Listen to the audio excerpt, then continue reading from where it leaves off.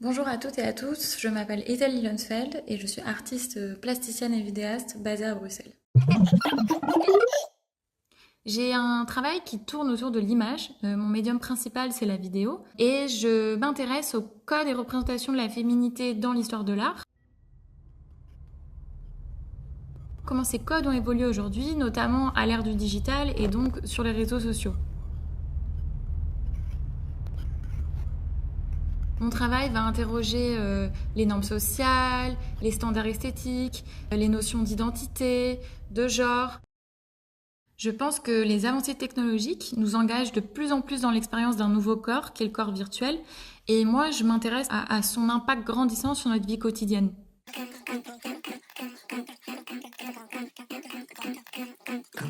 EMI, en lien avec Expérience de mort imminente, c'est un projet que j'ai réalisé au Frénois avec le soutien de la Fédération Wallonie-Bruxelles. EMI, c'est un outil de performance optimale qui n'a pas l'air contrainte par les besoins fondamentaux humains. EMI, c'est donc une influenceuse virtuelle. EMI, c'est un projet qui comprend un court-métrage et une page web avec des NFT.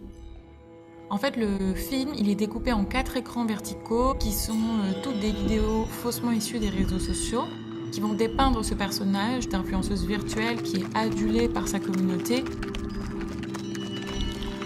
C'est un film qui reprend volontairement les codes du cinéma muet puisque toute la narration se fera à travers les commentaires de la communauté d'EMI et le personnage s'incarnera toujours en musique.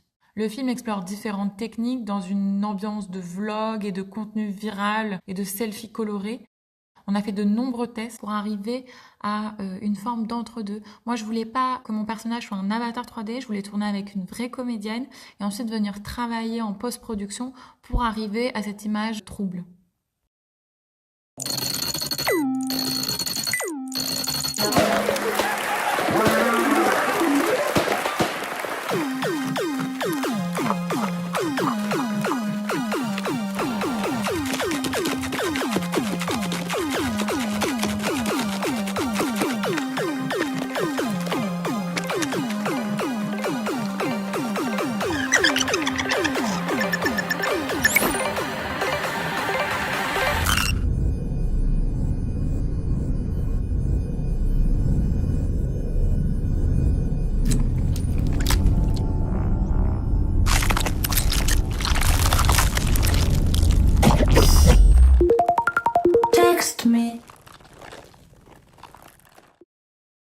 Dans le film, il y a un rapport très fort à la nature morte, c'est cette dualité donc entre vivant et mort qu'on retrouve également chez l'humanoïde. Et la nourriture, elle fait aussi figure de consommation, d'opulence, de plaisir et d'excès. Et en fait, il y a quelque chose de charnel et de profondément vital dans le fait de se nourrir, le fait de mastiquer, d'absorber, qui entrechoque l'humanoïde.